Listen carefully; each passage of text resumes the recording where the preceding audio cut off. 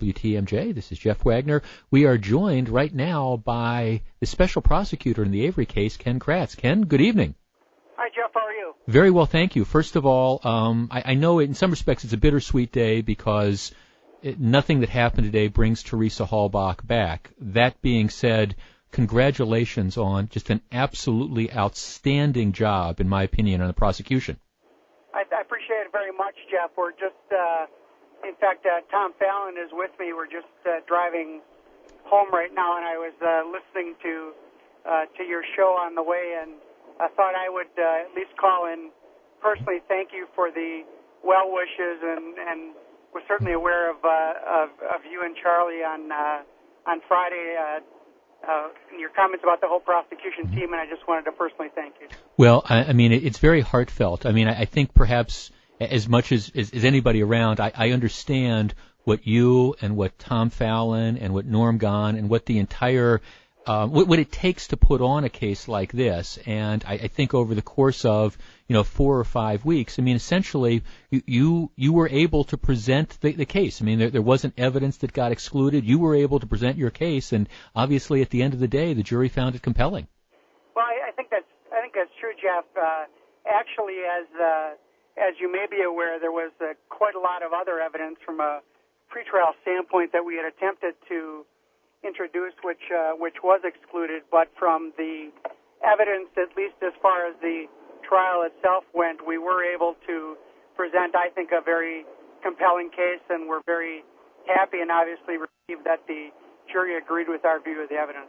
Ken, one of the things that quite frankly has bothered me all along during the presentation of the case, and I don't know if you're at liberty or not to comment on it, but I have felt bad for a lot of the law enforcement people in Manitowoc County who really had their names besmirched. Were accused of doing terrible things, perjuring themselves and framing an innocent person. And all during the trial, I kept waiting for some affirmative evidence to materialize that might have supported this rank speculation. I guess from the perspective of these police officers who had their reputations and their integrity impugned, is this verdict a vindication of that?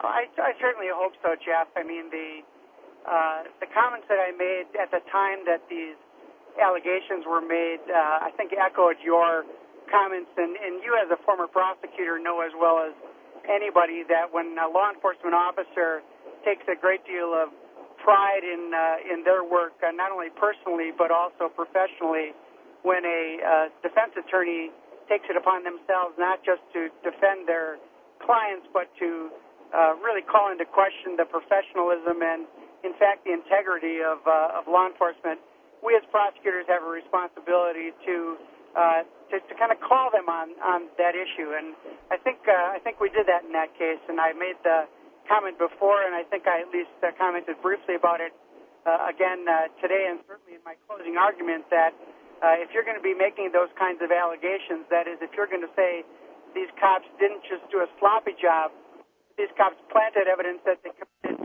criminal offenses, you better have something more than your elbows to put on the table, and you better afterwards, that is, after these officers are vindicated, better be willing to stand up and apologize for those kind of accusations being made. Ken, we're getting a little static on the cell phone, but let me ask you this.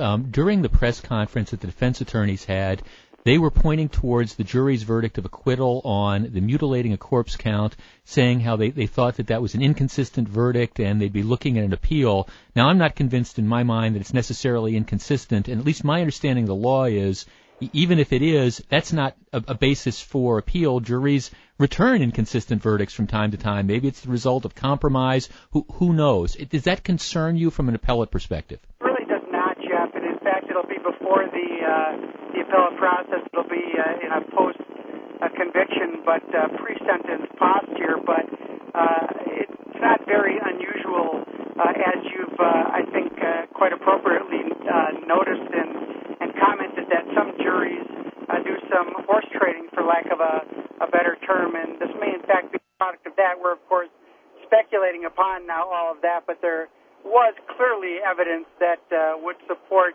not only the mutilation but the homicide, and it was up to the jury whether or not they returned verdicts of guilty on both, and the fact that they chose the more serious count, the fact that where most of our evidence was directed, that is as to the first-degree intentional homicide, that pleases us very much. Okay, Ken, let me ask you, now be honest here. When the jury came back with that question yesterday about was there DNA on the gun, the defense attorneys were suggesting that was kind of a pro-defense question. Were you worried when you got that question?